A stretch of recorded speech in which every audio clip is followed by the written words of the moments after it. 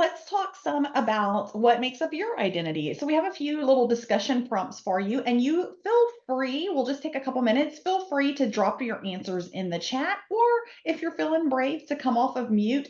Sarah and I, some of our shared values, as we mentioned at the beginning, are communication and authenticity. And you see, we're trying our best to be our real selves with you. So feel free to, no pressure, but feel free to share if you're comfortable. So thinking back to your own adolescence, think for a minute. You're a teenager, 16-ish years old. Who was most important to you during your adolescence? Your Did you? friends at that point in time? Yeah, yeah. And thank you for sharing. And I'm seeing that seems to be the absolutely consistent answer in the chat. And y'all, I immediately thought of who I considered my best friend at the time. My first thought in my head was Dara Brown. Dara Brown was right. Like that's who was important to me. Yeah, siblings. Good. Thank y'all. Okay, so the next question, as you think about what makes up your identity and continuing to kind of think about your adolescence, what was the most important thing in your life when you were 16 years old? I'm going to embarrass myself and just admit to y'all that when I first read this question, the first thing that popped into my head, this is horrifically embarrassing, and I did not have trauma in my childhood, as the answer to this question will verify. Because when I read what was the most important thing in your life when you were 16 years old, I thought, dadgummit, it was probably New Kids on the Block, right? Like, first of all, that's showing my age, and second of all, showing how very privileged I was, right? Yeah, MySpace. Because at that time it was new for you. So yeah, what was the most important thing in your life when you were 16 years old? Driving. Oh, yeah, you're right. That's Maggie also right. said how people perceived them. Like that was super Mm, important. yeah, for sure. Part of my identity is that I grew up in a very tiny town. I graduated high school with 18 people, and most of them I had also graduated kindergarten with. Um, so a little bit different dynamics for me. Social life, driving, boys, being liked, acceptance, seeing some common themes here. Okay, so where did you spend most of your time kind of during that time frame, during your adolescence, however you want to define that, but we've kind of been talking about ages 16-ish. Where did you spend most of your time, and what were the activities and associations that maybe contributed towards your identity? Friend's house, I'm gonna be real school blunt. and So sports. for me, it wasn't so much like it was a little bit before I was 16, maybe when I was around 14. Um, I was in the library one day and I stumbled across an existential philosopher. Like I stumbled across Nietzsche and read that. It completely changed my worldview as a person, changed who I was, changed how I perceived everything. And I will say 14-year-olds should probably not have access to existential philosophy. Is maybe where I'll take that. But yeah, it shifted so much of who I was, and it was such a formative experience for me to really like have such a like fascinating philosophical way of viewing the world. So Yeah. And we're continuing to see a lot of themes in the chat, right? Lots of sports, lots of friends, school, church, sports. yeah. Absolutely. Okay, and last question. As a teenager, think about, how did you learn about friendships, romantic relationships, and dealing with challenges within these relationships?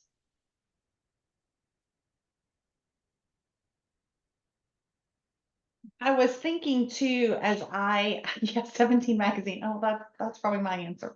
How many of you took a bunch of quizzes to find out, if he was the love of your life or not? Yeah. Okay.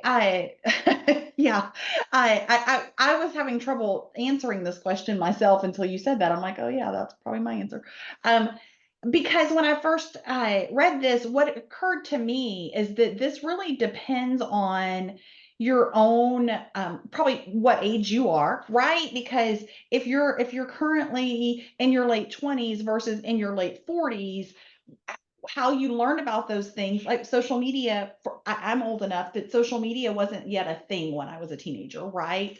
But for those of you that social media already existed in your adolescence, that may have had played a role in it. Also, I mentioned I grew up in a small town, very rural community that was very tiny. That's going to be very different and have a different influence on those of you that maybe grew up in larger communities. And so our own personal experiences, even in answering that question, our age, where we grew up, and all of the other things that Sarah's mentioned, and what our own adolescence was like, as far as free from trauma or not free from trauma. So Yeah. thank y'all for sharing. Thank you so much. That was perfect. So identity. What are the mechanics of identity? And really, just to keep it really simple, right?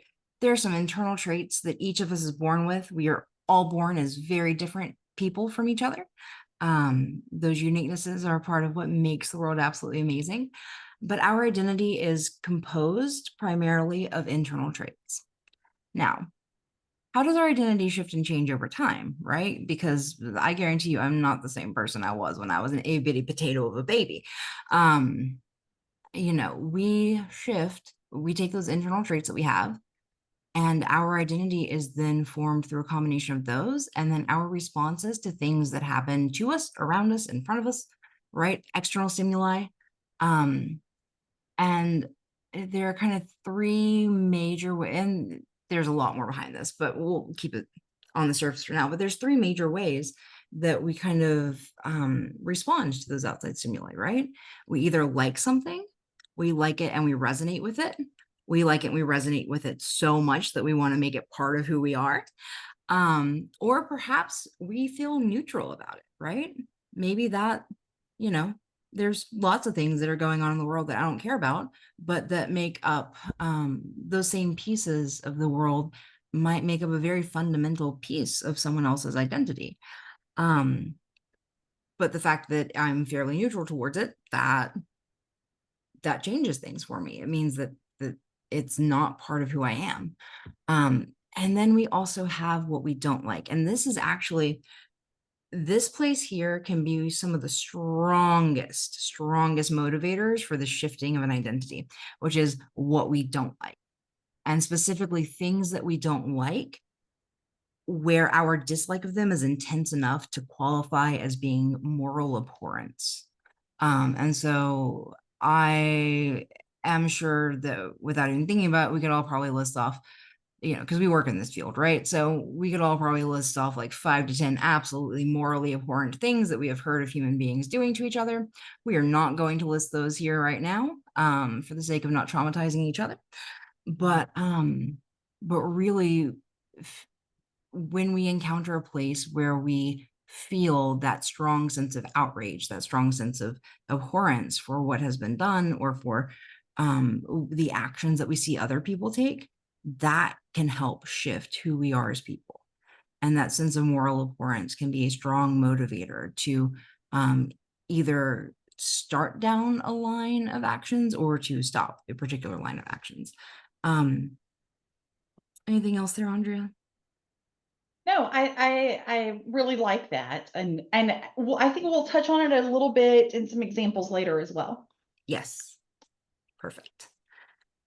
So, in talking about why identity is important, identity provides three critical components for the continued progression of youth through subsequent stages that are listed here on the slide. I want to talk about each of them real briefly. Self-sameness, I had not previously heard it phrased that way, but it means exactly what it says it means. It's a sense of continuity within the self and in interactions with others. So that consistency, right? Your that it's sameness, being consistent, that continuity. And then the uniqueness, a frame to differentiate between self and interactions with others. And then when we're talking about this psychosocial development, we really want to talk about the mental and physical health for adolescents. And so let's talk for just a minute about what happens when these components are missing. So think about some of the youth that maybe you all serve in your various roles. What do you notice when you work with kids who haven't developed some of these qualities yet? This sense of continuity within their self, a frame to kind of differentiate between themselves and their interactions with others. If they're still kind of dealing with some mental and physical health, um, kind of what do you notice when you work with kids who haven't developed those qualities yet?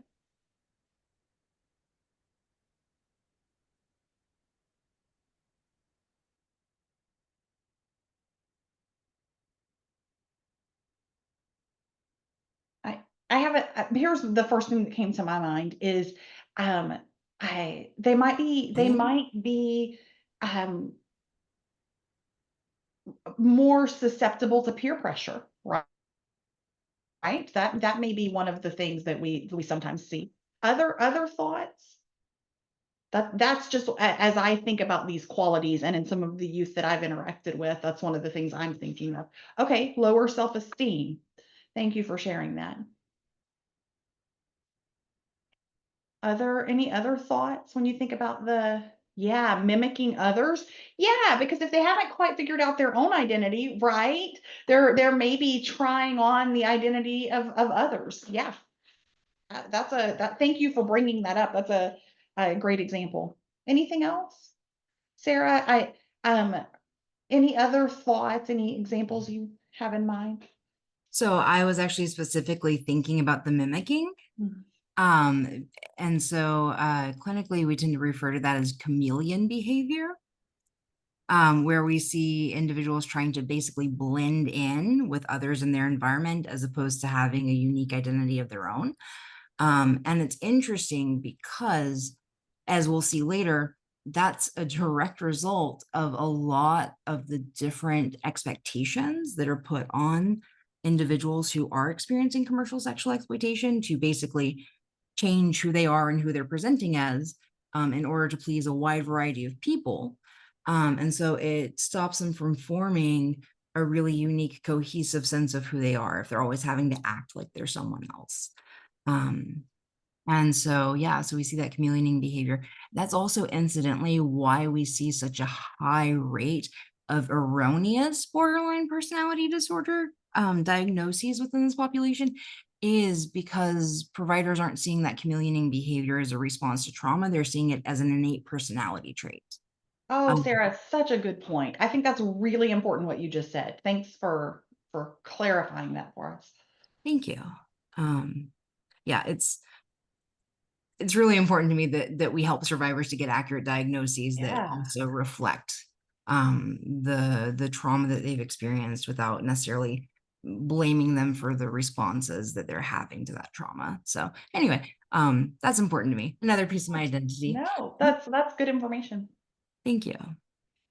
Let's see. So we're going to look at some of the benefits of a cohesive identity. You see some characteristics there on the slide.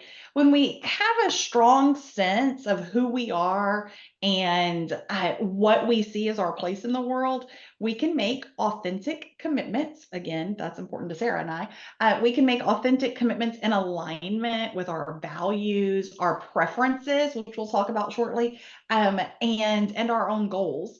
And while we all change, Sarah kind of referenced that, while everyone changes as they go throughout their lives, especially in response to life events, right? Bigger life events. Our ability to stay true to our goals, dreams, and aspirations is highly dependent on having a firm sense of who we are now and who we want to be in the future, that forward thinking.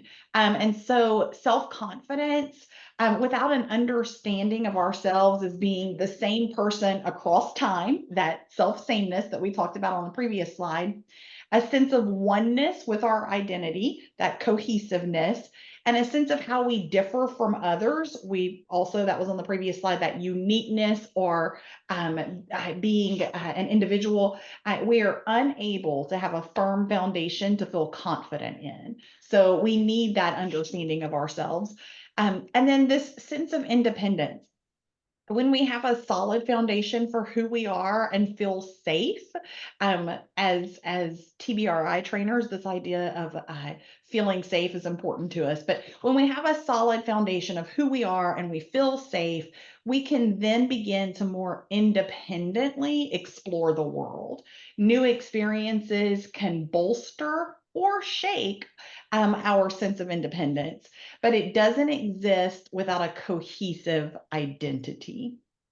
And then fidelity is characterized by the ability to relate to others and form genuine or authentic relationships. So here are just some roles. These are just roles that teenagers, youth may be expected to occupy as an adult. And these are just some examples. This is not meant to be exhaustive or that everybody has all of these roles. We recognize that these roles will look different for each youth depending on developmental age, family dynamics, culture, race, gender and sexual identity, religion, geography. I mentioned my geography, child welfare involvement, social class, etc. But those are just some examples of some roles that teens may be expected to occupy as an adult. Yes. And the one thing I'd say here is that those roles and those expectations, those form up a big piece of our identity as people, right? Especially some of those things like parental expectations that can be really, really like parental and cultural expectations of who we are, who we could be, and what options we have as individuals. Those have a significant impact on who we believe we are. Absolutely. And I'll share a personal example of this, so I'm 49 years old and I grew up in a small town in Southwest Louisiana. And certainly when I was growing up, I just assumed it was like a foregone conclusion, like I'll be a mom. I didn't ever stop to think about, did I want to be a mom, right? But just that was just kind of an assumption of what my role would be. As an adult, I have chosen not to be a parent, right? And so that is an example, I think, of what Sarah's talking about in regards to some of those societal or familial expectations. Yes, very much so. And thank you for that example, Andrea. So really, what does it mean to have a successful identity, right? What does it mean when we've gone through and done this successfully? Really, you'll learn the role that you'll be expected to occupy, or the multiple roles that you'll be expected to occupy. And then you develop your sense of self based off of the roles that you'll be expected to have, and the roles and identities that you've experimented with. And so it's that experimentation that's the really key factor here, right? So first you've got to believe it's a role that you can occupy. And then you have to have experimented with it in order to finally one day be able to potentially adopt that as being part of your identity. And yeah, so what I think about here is, so I think back to a really funny example to me, which was, oh my gosh, you guys, when I was 11, I wanted nothing more than to dress like a goth vampire. That was my jam. I was like, this is the coolest looking thing ever. And of course, I grew up in small town, rural Texas, where there were no other goth kids, and there were some real strong societal messages about what being goth meant. And needless to say, I wore black lipstick to school for one day and had 4 teachers come up and express their concern. And I didn't wear black lipstick again until I was well into adulthood, as a result. And so, right, so it wasn't, it was a thing where it was a role that I thought maybe I could have. I experimented with it, but Lord knows I got so much backlash from the rest of society around me that that I didn't continue with it. So just, yeah, so really here, you're re-examining your identity. You're trying to figure out who you are. And Erickson says that there are two main components that go into an identity, and those are the occupational identity and the sexual identity. So what do we mean when we're talking about these two things, right? So our occupational identity is really built on previous experiences that we've had where we've been successful at doing anything related to occupational skill building. The occupational identity also informs your overall identity, and it incorporates your personal values, what you think is important in the world, and uh, what you think are those moral places where you don't feel that sense of importance that we were talking about earlier. And then we have the sexual identity, and our sexual identity is composed of a number of different things as well, but a lot of what it comes down to is that gender role. What roles are we expected to inhabit? What does it mean to be the gender that we are? What are those cultural roles, right? What is expected of us culturally as a result of the bodies that we were born in, or the gender presentation that we currently have? And what are those social roles? What's expected of us as people? What does the rest of society think about who we are and what we're doing?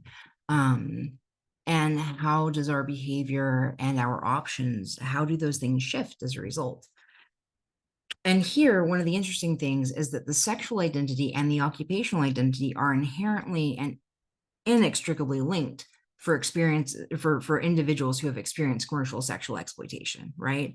Because at the same time, their sexual identity, all these things about their gender roles and what's expected of them as people and individuals who are inhabiting the bodies that they're in, are intrinsically overlapped. And basically the Venn diagram is just a circle at this point between their sexual identity and their occupational identity.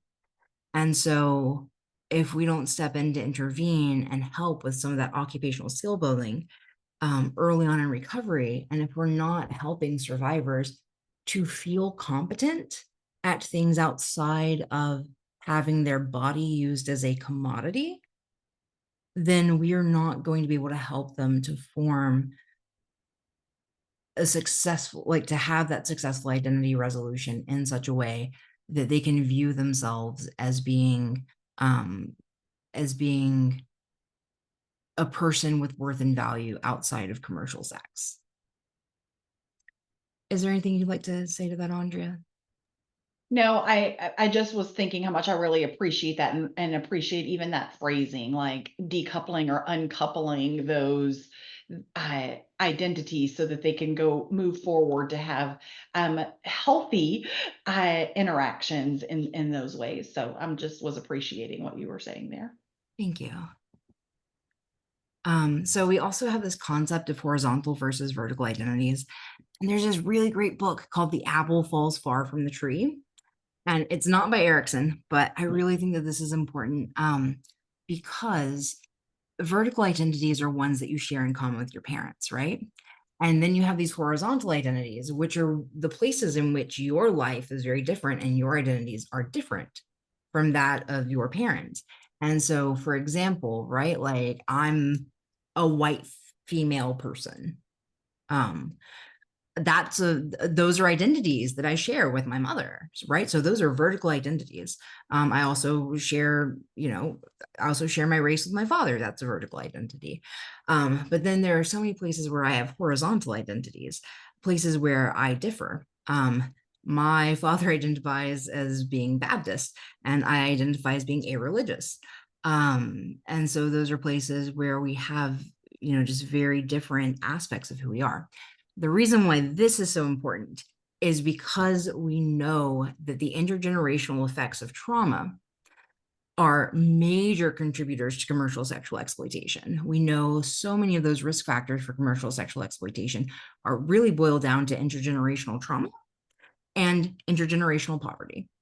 And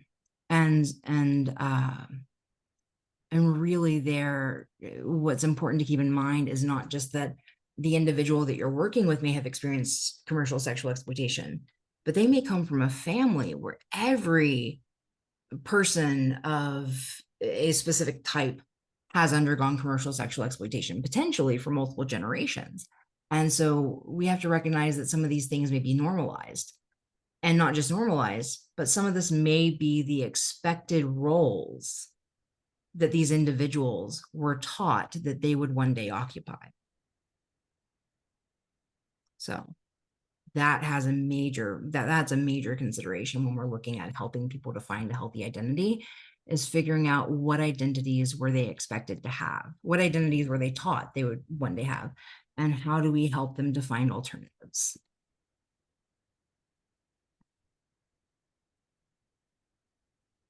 So here are some different identity outcomes. There could be successful resolution. So during this period, teens explore possibilities and begin to form their own identity based on the outcome of their exploration. And success yields a reintegrated sense of self, of what they want to do or be, and of their cultural roles.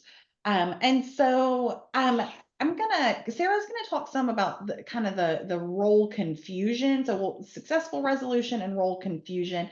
But part of this is when you're and I want Sarah to correct me if I'm wrong, if I'm a little worried I'm going to explain this incorrectly. So Sarah, please jump in and rescue me if I do. But I think that really this successful resolution is when a young person is able to identify what they want those outcomes to be and move towards that. They know kind of how they're identifying and they're able to integrate that. So I was certainly able to do that. Now, am I different than I was as a teenager? Man, I hope so, but I'm not at my core, right? Like, a lot of the things that I was exploring as a teenager, I was able to see to fruition and happily, right? Sarah can talk a little bit more about some of that role confusion and kind of how it looks when there's not that successful resolution there. Yeah. And so what I would say here about role confusion, if you look at the slide, all the information's there, right? So you end up being unsure of who you are and where you fit in. You may drift from one relationship or job to another. And you may feel really disappointed and confused about what your place in life is. And what I will say to that is that, you know, um, for context, I grew up in an incredibly abusive home. And then when I was a child, I was abducted and experienced commercial sexual exploitation for almost a decade during some very formative years. And so all of that left me feeling like I didn't have my own identity. Um, very specifically, when I think about this and when I think about factors that contributed, um, a big part of my experiences in exploitation were centered around figuring out and then figuring out how to be whatever it was that the person in front of me wanted. And that changed from person to person. That changed from my trafficker, my first trafficker that I had, to my second, to my third. It changed between buyers, and there were just a lot of different places where I had to pretend to be someone else.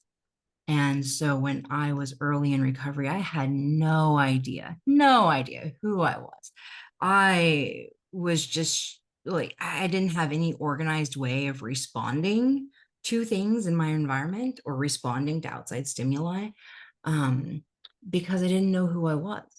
And it never felt, it always felt like when I was friends with someone that eventually they would realize how terrible of a person I was and they would leave. And so, because that was the only thing I could consistently think about myself, was that I was a terrible person, I did all sorts of things and engaged in all sorts of behaviors to push other folks away and to really have that self-sabotaging pattern of starting a friendship or an acquaintanceship, something like that, starting some kind of relationship, and then eventually sabotaging it because I couldn't see myself as being a person worthy of having friends. And so there's all sorts of ways where role confusion shows up. Yeah, that's what Sarah, I, thank you for so transparently being vulnerable and sharing that insight. That's appreciated. thank you. So we know trauma can disrupt every single facet of psychosocial development. We know. So we're not going to really get bogged down in exactly how it can affect every single state. We're not going to do that. But what we are going to talk about is what types of things does trauma disrupt.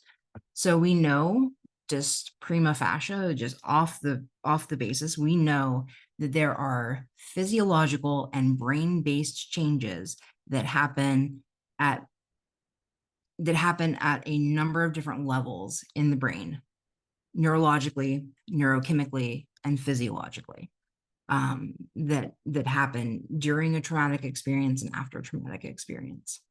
We also know that individuals may change how they're able to attach and connect to other folks as a result of the things that they've experienced. We know that their cognitive schema, a cognitive schema is really just how you see yourself in relation to the world. And so you can have big dramatic shifts in that. I know prior to my experiences of commercial sexual exploitation, I generally felt fairly safe around strangers. And then after those experiences, early on in my recovery, I was terrified of every other human being that ever existed, and didn't want anyone within 10 feet of me. And that was definitely a change in my cognitive schema. I went from seeing myself as a person who was on fairly equal footing with everybody else in the world to seeing myself as being prey and everyone else as being a predator. That's a dramatic shift in cognitive schema. We know that trauma causes feelings of low self-worth, guilt, shame, all sorts of different things. Psychological symptoms, we know that those themselves can disrupt our sense of who we are, especially if we don't have a concrete identity yet. The actual symptoms of depression and PTSD and anxiety, all those different things, those can mask and mirror who we are to ourselves, to the point where sometimes earlier on in my recovery, I really, really believed that I was just all of those anxious thoughts I was having. And that those were the things that were true, and that they must be true because they were thoughts I kept having. But it turns out that's not who I am. So we also know that trauma can cause significant interpersonal challenges, right? And that people may be less effective at being able to communicate who they are and what they need out of the situation. And we know that trauma can really disrupt the ability to tolerate distress, whether that's emotional distress, mental distress, physical, all these different things. Each one of those domains can be significantly impacted by trauma. So what I want you to know here is that there's different types of recovery as well. So we have clinical recovery, which is where symptoms are starting to resolve and go away, and where there's a stabilization of the mental state. But there's also this thing called functional recovery, which is all about restoring occupational, community, and social functioning. And finally, we have this sense of personal recovery. Personal recovery is really what happens when you've had the experience of healing, and it includes having psychological experiences such as hope, empowerment, and being able to engage in self-direction. So those are some key factors that can help overthrow the disruptive effects of trauma. Now, when we're looking specifically at commercially sexually exploited individuals, we know that there is complex, chronic trauma that has been happening to these youth, sometimes starting even before their experiences in exploitation, but definitely during their experiences of exploitation. We've talked a little bit about that sort of transgenerational trauma exposure, where like parents may have had a ton of trauma in their lives, and so then they traumatize their children, right? So you pass it between generations. We also see that sometimes with familial trafficking, right? That sometimes individuals who are trafficking children now were trafficked by their own families as children. So we know that that is a special concern for this population. We've talked before about the conflation of those occupational and sexual identities. What does it mean for a youth when sex is just de facto linked to their job and to who they are and what they are able to contribute to society? Um, and then finally, we know substance use. Like substance use is so big within this population, and for very understandable reasons, given the level, nature, and depth of trauma that they've experienced. But we know that substance use has significant impacts on the brain, and your behaviors when you are under the influence of substances are sometimes going to be drastically and dramatically different from your behaviors when you're not. And so those are a special consideration here as we're talking about identity. Um, yeah, there are some more special considerations for this population. We've talked a little bit about code switching, which is where you're kind of changing your presentation of who you are based off of what the people around you want and what's safe in the situation. Please, please, please remember when you see your clients code switching that that's a survival behavior and it's one that needs to be treated with empathy. Really, there's also this development of false personas, right? Because you're trying to satisfy buyers. We've talked about this. And so I won't belabor the point. We also need to consider the intersectionality of identities that commercially sexually exploited youth may have. We know that this is a population that tends to have a much higher percentage of LGBTQIA plus individuals who are experiencing this type of victimization. We know that a large percentage, an outsized percentage compared to the population percentages in the US, we know that a significant number of individuals who are undergoing commercial sexual exploitation are biracial, indigenous, or people of color. And so we have all these different identities, and especially all these different identities that can result in social stigmatization and marginalization, right? So when you are a member of one of those communities, you're already part of a marginalized population. And then when you're experiencing victimization through commercial sexual exploitation, society looks at you and views you as a prostitute or as a sex worker. And those are not occupations that are generally highly regarded within our society. And so that adds its own additional layer of stigma.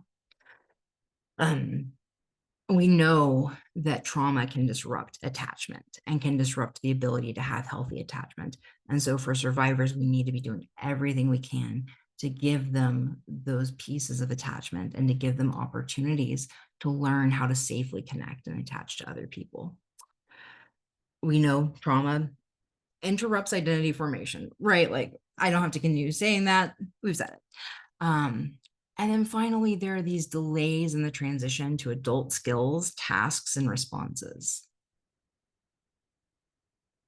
And we see this because of the high level of dependence that is encouraged and in many cases forced upon victims of commercial sexual exploitation.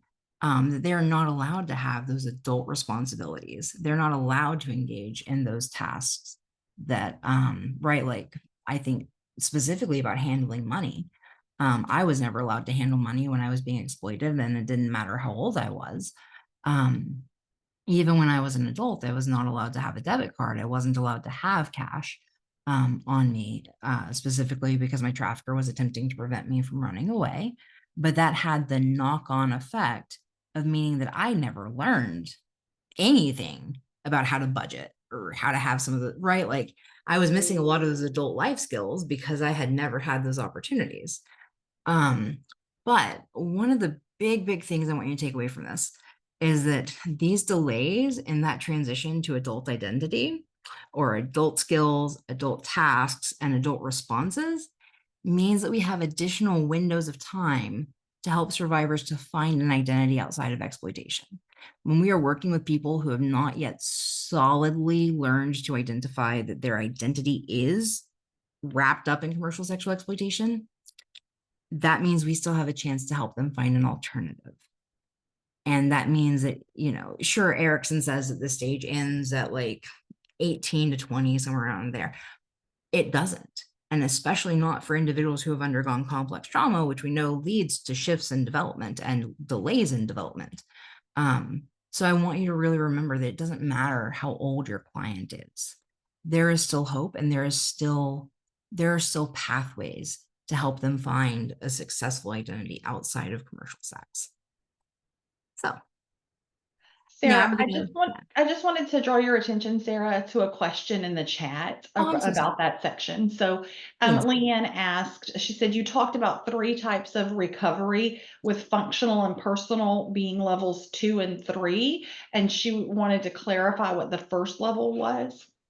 Yes, so it's clinical recovery. I just dropped it in the chat as well. And so one thing I'd say about that is it's not really about levels. It's just about different types of recovery and different ways of conceptualizing, because you might have that clinical recovery. You might have your symptoms start going away, like your PTSD symptoms go away, but that doesn't necessarily mean that you've had some of those experiences of personal recovery and healing and reparative experiences to help you feel that sense of personal well-being.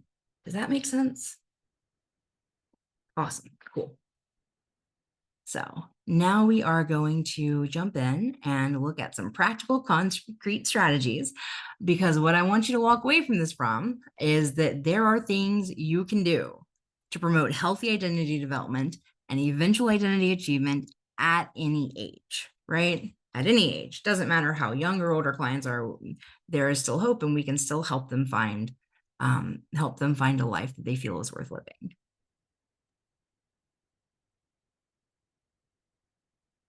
So one of the first ways we can do this, y'all, I feel like in this work, in the work I do and the work that many of you do, we talk a lot about the power of voice and choice. And we're going to talk about it again, because there is power in this, in having voice and choices. And it's important that we're helping these young people discover their own preferences, their own likes and dislikes, so that they can understand who they can become. And it needs the point here is that they need to experience safety when stating a preference, and they need to be able to practice that over and over. So many experiences, they need to practice it over and over, so they can have a lot of experiences to counteract the negative experiences from stating their preferences in the past. Maybe it wasn't okay for them to have a preference in the past, or maybe they could only prefer what their trafficker preferred, right? And so it's important that they have opportunities to safely uh, express what their preferences are, and to take this even further, to normalize that it's normal to have preferences.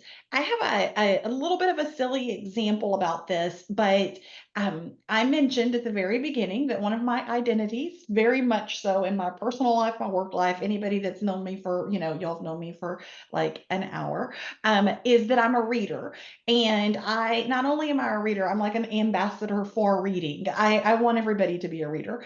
And I've started this book club at work where we don't read work-related books. It's not about work. And recently we were reading a book, and we have a group chat, and we hadn't had our book club meeting yet, and people were putting in the chat how, oh, they loved this book, and I had arranged for the author to come and talk to us, and they were so excited and going on and on. And then finally, one person who has newly discovered that she likes reading, she reached out to me privately, and she said, now this is a grown adult woman. I don't know anything about if she has any kind of trauma history or not. And I don't need to know, but she reached out to me and she said, listen, I, I read this book. I didn't like it. And I don't understand. Everybody else seems like they really loved this book. Like, kind of what's wrong with me? Like, what am I missing? What am I missing here? And so I said, hey, It's okay. You don't have to like this book. Like, I really spent some time normalizing for her that just because everybody else liked it didn't mean that you had to. And then in our big chat with everybody, without calling attention to her, I just said, hey, can everybody name a book that most people loved that they didn't like? And then people started sharing their experiences of, like, here's a really y'all, I hate the book Wuthering Heights. It's in my top 5, and I know it's a classic. I think it's terrible. And so we started having this discussion, and it really normalized, number one, that just because other people liked it doesn't mean you have to, and it's okay to have preferences. And so we really spent some time doing that. And that might seem like a silly example, but I think it's really relevant to what we're talking about here for the young people that you work with. Number one, making sure they know it's okay to have preferences, but then also creating that safe place for them to share what their preferences are. And helping them to verbalize what their wants, needs, what their beliefs and values, what their goals are, asking their views and opinions on things. Sarah, were you gonna? Oh, hang on. It just looked My like you were wanting to jump yes, in. I was, and also my computer was freaking out and making a Oh, bunch of sorry. I was clicking. trying to pause to allow you to. Yes, thank you. No, what I would say here is these may be things where your clients can't recognize them for themselves. And so we may have to, like, as we're observing our clients, we may need to verbalize, hey, it seems like you really value being kind to other people. Hey, I notice you wear green a lot. Is it because green is your favorite color? Right. And so we may sometimes have to provide that outside perspective in order to help people articulate what are some of the pieces of their identity. And once they've articulated them, then it becomes easier to kind of identify with it, right? Once you have words for it. So, Yeah, I was working with some young people a while back and asking them their opinions on things, and they just didn't have any, right? They didn't, or they didn't know, or they didn't have any that they felt comfortable expressing, whatever it was. And I was just like icebreaker kind of questions, right? Asking kind of some basic, and including some future thinking kinds of, like, what might you like to study after high school, right? And like, I don't know, or some basic, where's something on your, like, where would you like to travel to? Like, I don't know. And so it may be hard for them to even identify some of those things. And so there's some other techniques, some things that you can encourage on here, encouraging them to journal. And listen, that can look different for different people. Maybe journaling isn't in a journal, maybe it's in a notes app on their phone, right? Like, whatever it might be for them. But as a way for them to kind of reconnect with their self and what their preferences are, what their values are, having them kind of pause and reflect and think on it. And then offering them, we talk about this a lot when we talk about child development, and when we talk some about behavior management. Sometimes and in TBRI we talk about giving choices, but this is important kind of regardless of age. Giving youth choices throughout the day, small choices, um, can help build their confidence and their ability to make decisions. And it can build on that for them to be able to make those decisions related to bigger things. So letting them make a decision about something that maybe really isn't all that important can give them the confidence so that then they can make decisions about things that do have more importance to them. do you mind if I share the HEB story I here? was going to ask you, and I didn't want to put you on the spot. Sarah has a great personal example of this that I often ask her to share because I think it really illustrates this point beautifully. All right. So early on in my recovery, oh my gosh. So bear in mind here, at this point, I am an adult and I am theoretically someone who society fully trusts to make choices and decisions for themselves. Um, and I had never had experiences with being able to make choices, not for almost a decade, not since I was abducted. Everything in my life was controlled, managed, and arranged by my trafficker down to what I ate, what I wore, when I slept, when I was allowed to use the bathroom, all these things, right? And we don't have to go any more into that. But I was used to not having choices at all. Not about small things, not about big things, not about anything. And so early on in my recovery, I was maybe 2 months out from those experiences. And I went to the store. I went to HEB, love HEB, it's amazing. And ended up needing to get toilet paper from the toilet paper aisle. Now, I don't know when the last time was you were on the toilet paper aisle, but goodness gracious, there are like 40 different options, right? And I just kept thinking to myself that there must be a way that people pick, right? Like that people pick which toilet paper they're going to buy, which means there has to be a right option. But I didn't know what the right option was. And I didn't feel confident in myself. And I didn't feel like I had the ability to competently make a choice. And so I stayed in that toilet paper aisle for about 15 minutes before I just started crying and ended up sitting on the floor, like just sobbing in the toilet paper aisle, because how was I supposed to make a choice? And how was I supposed to make a choice without support? And how was I supposed to do this without someone telling me which one was the right one? And I think that's really important for us to keep in mind, that one of the biggest ways we can help support survivors is by helping them learn how to make choices over time. And we always start small. We start with 2 choices, right? And we start with inconsequential choices as well, right? So instead of it being, something big, right? Like, do you want to prosecute him or not? Like, right? Do you want us to pursue charges? No, that's not the first choice we give them. The first choice should be, do you want water or soda? It should be something small and inconsequential, where whichever one they choose, where it doesn't matter, right? Where we are happy to provide them with whatever option it is they pick. That's where you start with choices. And you slowly build up to more and more important choices over time. And you help them, you provide support, but you always start with only 2. Over time, you can increase that number of potential options, but really you're trying to make the choice as simple as possible so that they can experience what it's like to make a choice, and so they can experience what it's like to be successful in getting what their choice has been. Yeah. I would just add quickly as a reminder, I'm sure that most of you are already know this, and I know it, but I still sometimes have to be reminded that I sometimes forget, because somebody is a young adult and I think they should be capable of having an opinion about something or making a choice about something. Sometimes I need to remember about where they are developmentally, and not developmentally in the sense that we're talking about necessarily, but because of their trauma and their experiences. And so just remembering where they're at and not making an assumption that they should be able to make those small decisions.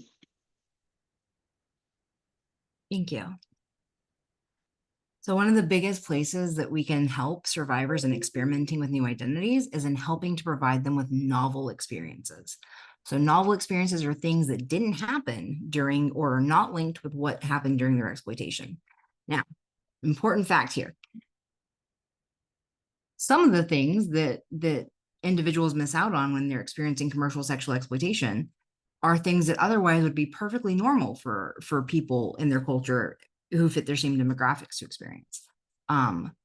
So given the particular circumstances that happened in my life, I didn't go out on my first date until I was 7 years in recovery. And by that point, right, like I'd been trafficked for a decade, I'd been married to my trafficker, right? Like, so it felt like I had done all sorts of things backwards. But having a date with a person who like kind of thought I was cute and who I kind of thought was cute, and who we both kind of like mutually liked each other, that was a very different experience for me. And so even though that would have been a perfectly normal experience for someone else, because of my background, that was a novel experience. And it, and having novel experiences helps us to explore the different things. It helps us to find what are those things we like, what are those things we don't like, and what are those things that we're neutral about. And so that helps to inform our identities. Yeah, so one thing here that I'd like to remind you of is that we know that complex trauma has those brain-based changes that we've talked about. And we know that there are some of those brain-based changes that just do not go away once they've happened. But brains are neuroplastic. Brains can shift and change over time. The neural connections can shift and change over time, which means that the more we practice having different responses to outside stimuli, the more capable we are of having different responses to those outside stimuli. So there's always hope for being able to shift and shift towards healthier and more positive pieces.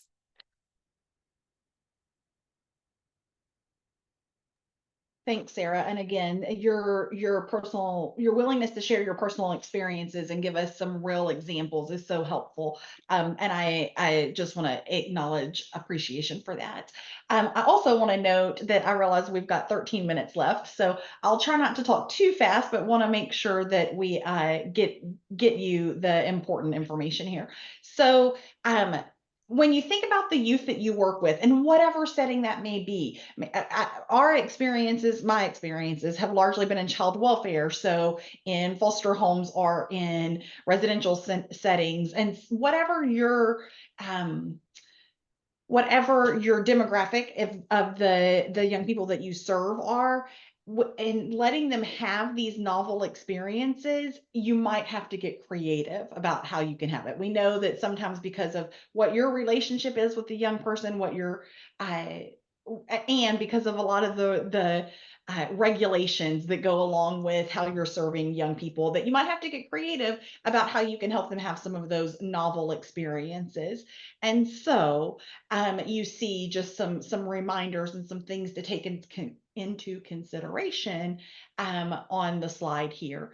But I think, do you have an example, Sarah? I do. And it's actually a very recent example. So y'all, I have never been a sports person my entire life. That is so not my jam. And also last week I got put into armor for the very first time so that I could do sword and shield combat. And oh my gosh, it is amazing and so much fun. And like, anyway, long story short, right? Like having novel experiences can really shift who you think you are as a person. Because before that, I never thought I'd be able to pick up a weapon and swing it at a person with all the trauma that I've experienced and all the things that I've learned about, what's expected of me. And so being able to do that was so empowering. It was so freeing to realize that I am not the things that other people have told me that I have to be, that I get to choose who and what I am. And having a novel experience was a big key in being able to discover that about myself. Anyway. Yeah, thanks for sharing that, Sarah. And you'll see some of the things that are listed on here. Here's what I propose we do. As we move forward, I want you to see on there that, we might have to get creative with some of the skills and hobbies, or giving opportunities for expressive art, or setting boundaries, exploring healthy relationships. I would love, as Sarah and I keep moving through the slides, for y'all to maybe drop an idea in the chat of a creative idea that you might have for how you might, with a young person or some of the young people that you work with, how you might be able to help them have a novel experience. So if you've got an idea that's creative or just something you're thinking of, we'll keep moving, but you'll just drop that in the chat for us. Yeah. So one thing that I'd like to talk about next is reparative experiences. And so novel experiences were new things, right? Reparative experiences are, the best way that I can describe them is when you go through and you experience something that has a component that reminds you of the past. But instead of having things turn out badly, things turn out well.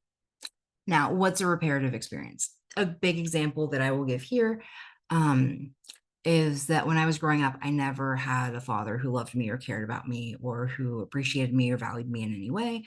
And due to our religious and faith tradition at that time, it was explicitly made very clear that I was not valued as highly as my male siblings. Now, as an adult, sure, I still don't have that father figure, or I still don't have my biological father. What I do have is a father figure who has helped me to have significant reparative experiences. And one of the big ones for me was when I graduated with my master's degree.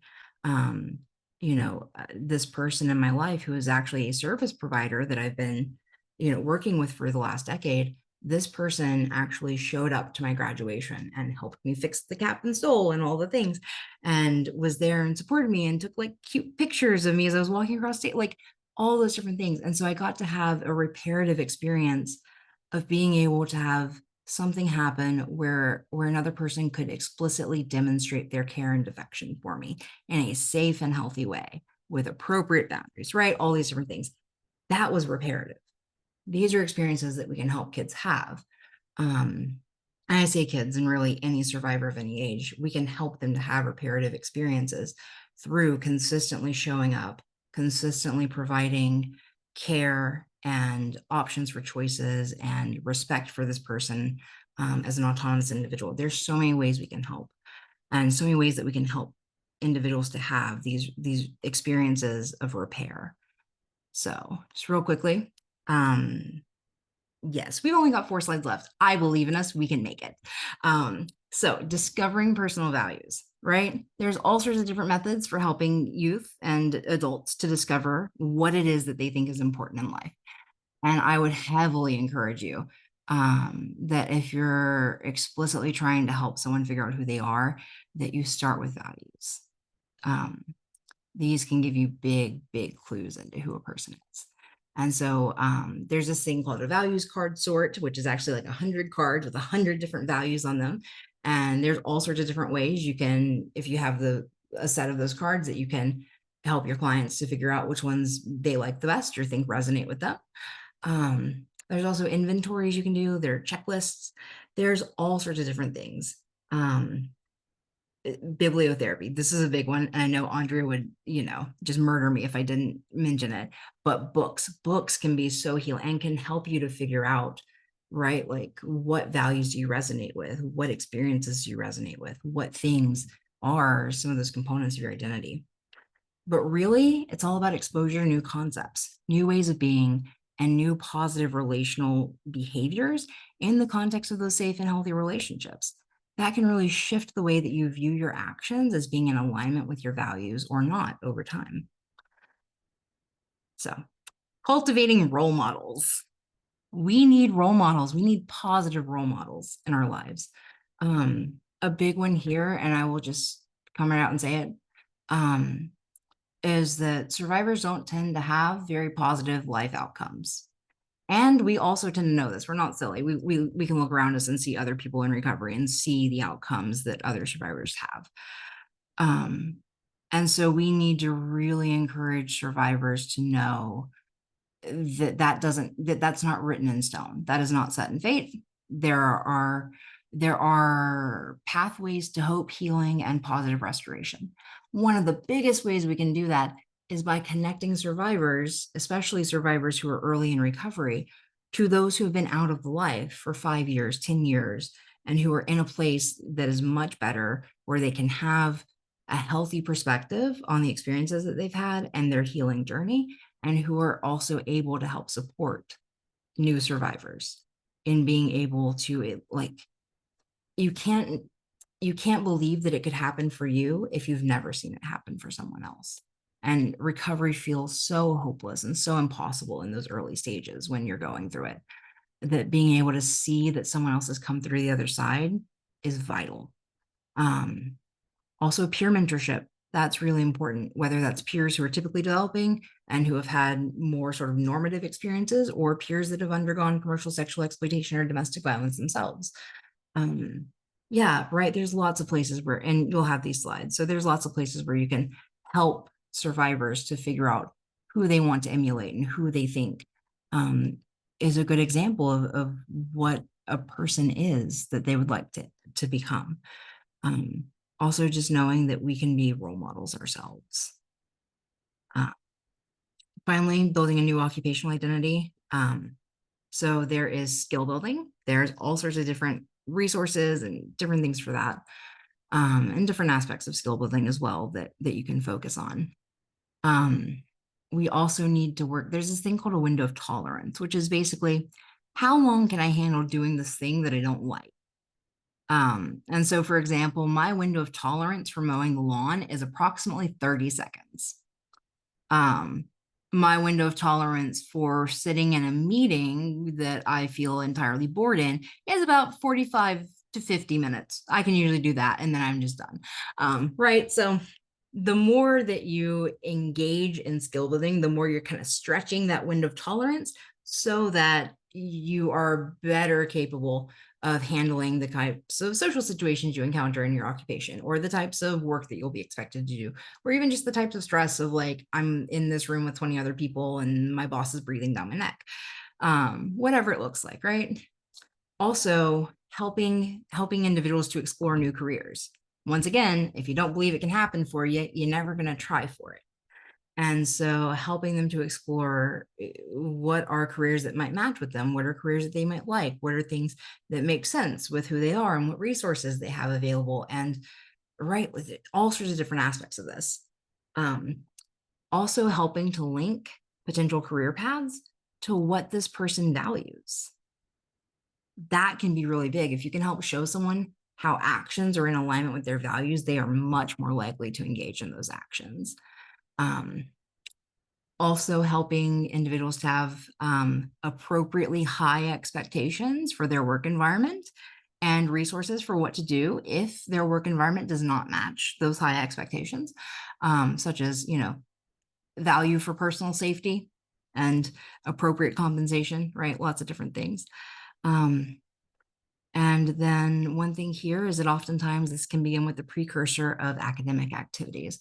So it is really important, especially for individuals who are part of many marginalized communities, that we are helping them to also have academic opportunities and successes that are equivalent to their peers who are not part of those marginalized communities or who have not been victimized in those same ways. And with that, we will look and see if there are any questions.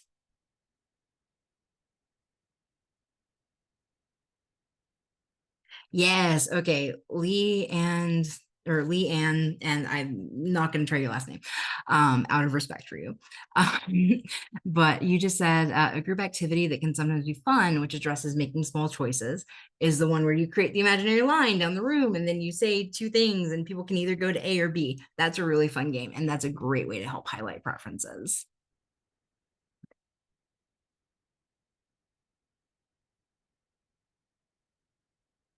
Well, and with that being said, we have approximately 1 minute left. I'll keep looking in the chat to see if there are any questions.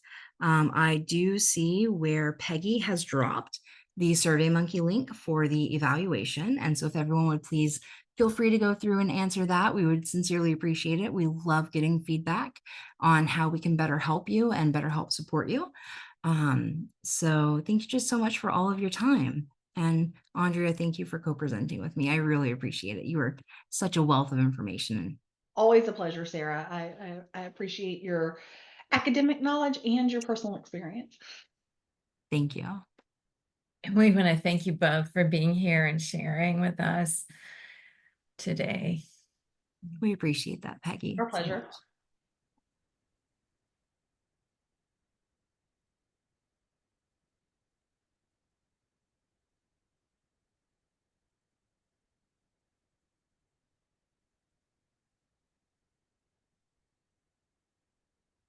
Well, I'm trying to figure out how to stop sharing. It's not working. What? You're not still sharing, Sarah. Oh, great. I hit the right button. Yes.